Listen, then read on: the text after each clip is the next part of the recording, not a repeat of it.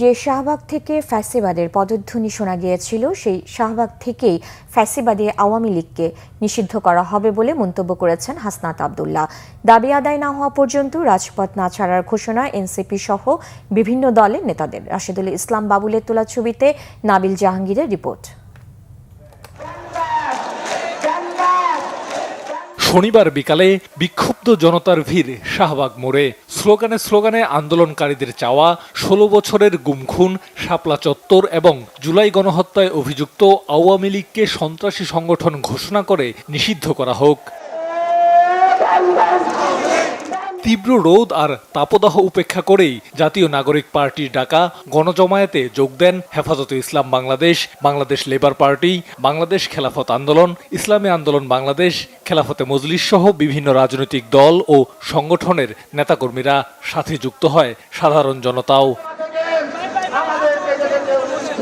সমাবেশ থেকে আওয়ামী লীগকে নিষিদ্ধ করতে দ্রুত পদক্ষেপ নিতে অন্তর্বর্তী সরকারকে হুঁশিয়ার করেন বক্তারা। আওয়ামী লীগ একটা খুনি দল, কোন মতপার্থক্য আছে? সন্ত্রাসী দল, জনতাকে হত্যা করেছে। আমরা আওয়ামী লীগের নিষিদ্ধ চাই। সবাই সোচ্চার হন, কোন ক্রমে এই ফাঁসিবাদী আর আসতে পারবে না। রাতের গভীরে তাহাজ্জুদরত, নামাজরত, তাসবিহ হাতে থাকা মুসল্লিদেরকে গুলি করে হত্যা করেছিল আওয়ামী লীগ। আওয়ামী লীগকে নিষিদ্ধ না করা পর্যন্ত রাজপথ না ছাড়তে আহ্বান জানান এনসিপির দক্ষিণাঞ্চলের মুখ্য সংগঠক হাসনাত আব্দুল্লাহ। আমি যদি পরবর্তীতে কোনো ধরনের ঘোষণা নাও দেই, আপনাদের মঞ্চেরা মাকসুদ হচ্ছে এই কোন সন্ত্রাসী সংগঠন আওয়ামী লীগকে নিষিদ্ধ করা।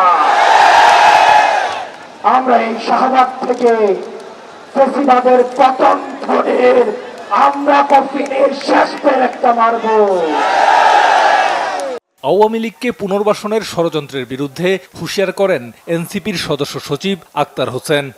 আওয়ামী লীগ রাজনৈতিক দল এই কথা বলে আওয়ামী লীগকে যদি বাংলাদেশে ফেরানোর চেষ্টা করা হয়, বিদেশি শক্তি, বাংলাদেশের ভেতরকার কোন শক্তি যারা আওয়ামী লীগকে বাংলাদেশে ফেরাবার চেষ্টা করবে, জুলাই জনতা তাদেরকে সর্বোচ্চ শক্তি দিয়ে রুখে দেবে ইনশাআল্লাহ।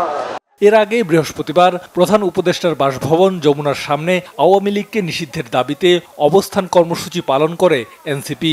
পরে শুক্রবার শাহবাগ ব্লকেট কর্মসূচি ঘোষণা করা হয়।